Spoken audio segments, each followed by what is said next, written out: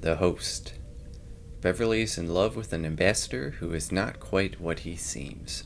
We begin with a personal log from Beverly, where she mentions that there is someone new in her life. And we cut to her immediately making out with Ambassador Odon in the turbolift. Why is that the place that characters always seem to choose to make out? That seems kind of weird. He then goes to his room, and ominous music plays as he starts to pull a Kuwato.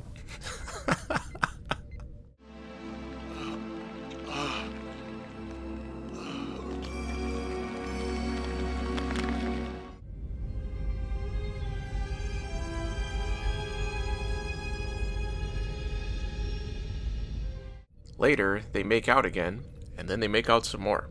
It made me feel like I was reading an adaptation of one of my fan fictions, except his name was Odon instead of Robert. Odon then gets called to a meeting, and he and Beverly go out of their way to hide their relationship. How mature of them.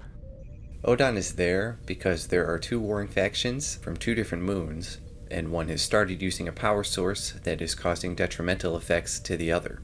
And Odon will serve as a mediator between the two. Picard says they'll beam down, but Odon says he absolutely prefers to shuttle down instead. I thought it was understandable that he was skeptical of the transporters, given everything that's happened in the show and the fact that he's not a main cast member. Beverly is secretly treating herself in the ship's spa, so I guess they have one of those, and she is found out by Troy. Troy nosily questions her about why she is there, and tells her she knows that Beverly is in love. Beverly is understandably annoyed, but she does question herself when she thinks about the fact that she's only known Odon for 10 days. And I was starting to think this would be another episode where someone was being manipulated by someone else. Picard asks Odon how he'll handle the situation, and Odon says he reacts in the moment. And then he starts gushing about Beverly, and asks Picard how committed she is to Starfleet. Picard is clearly uncomfortable, and says it's not his place to say. When Odon leaves in a shuttle with Riker, an unidentified ship shows up and damages the shuttle, injuring Odon. Riker directs them to beam them both up, but Odon says if they do that, then he'll die. So Riker has to use his incredible skill to maneuver the ship into the shuttle bay. Which of course we don't see. And when they take Odon to sickbay, Beverly finds the lump in his stomach. Odon tells her that he is actually a parasite, and the body is a host. The Trill are joined species. A host and a symbiont. And he says they need to contact the other Trill for a new host so the mission can be completed.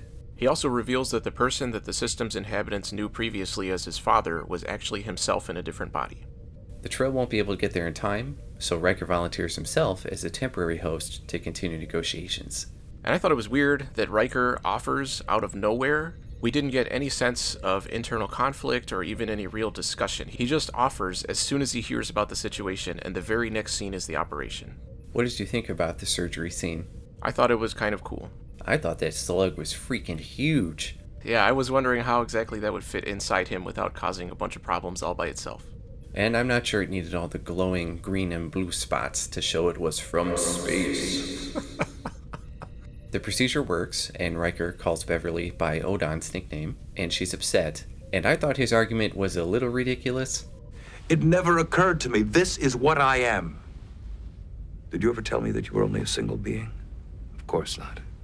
The Trill have clearly interacted with other species before. Were all of them dual beings like the Trill? I highly doubt it. But in his defense, it is normal for him, so maybe he doesn't think about things like that. Okay, if I met an alien who was totally different from me, I would probably address the differences between us.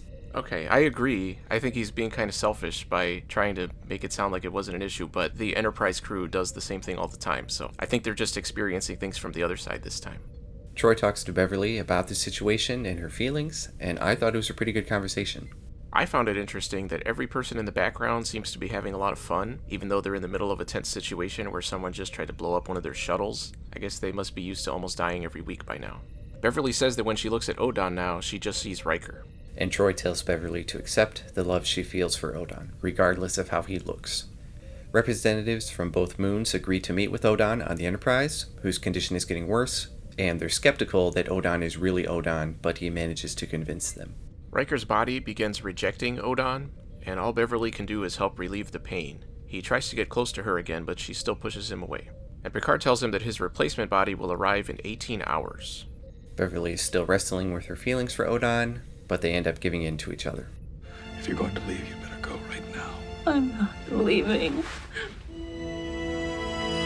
And Riker's body continues to get worse, and Odon tells them he must be removed soon even if the replacement body hasn't arrived, or Riker will die. And the moon people are ready to talk.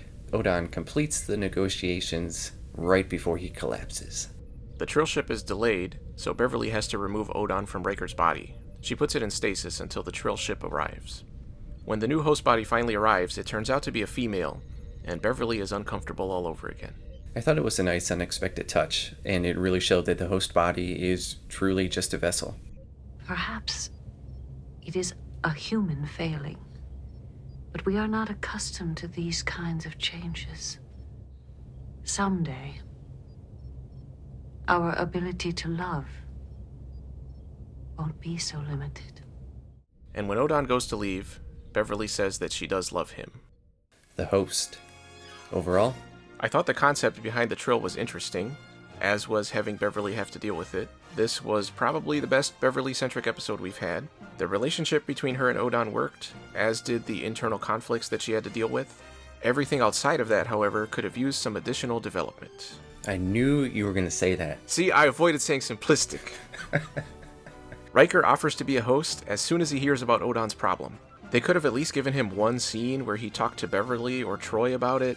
The conflict with the moons could have been interesting, but it ended up just being in the background. I wanted to know what the negotiating was like when one moon is basically destroying the other one and saying we don't care. But of course it was just an idea they stuck in because they needed something in there. In the end, the episode was about Beverly and Odon, and I thought that side of things did work well. I gave it a B-. I also gave it a B-. I was happy to see we got a Beverly-centric episode that was not a pile of garbage, and that actually provides some character depth and growth for her. Despite the intense romantic themes, the plot points about the warring moons made sense and helped keep things moving forward. Although I definitely felt that the emotional content was supposed to outweigh a lot of the logic in this episode, I had some questions, which are as follows.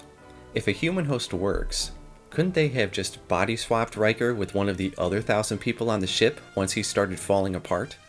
Why didn't the factions meet on the Enterprise in the first place? I'm pretty sure we've seen that in the past because it's neutral ground for both of them. I thought it was crazy that that slug was so big. Maybe the Trill host bodies have a cavity or something for it to fit, but I thought Riker would have just had this huge bulge sticking out of him. He has to push other stuff out of the way, you know? And as a last note, Gates McFadden was in late-stage pregnancy during this episode, and I thought they managed to hide that pretty well. Given that this is the first time hearing about it, I agree. So now that we've raised the bar on Beverly episodes, I doubt we'll get another one this good. Maybe she'll fall in love with a tree next time. What?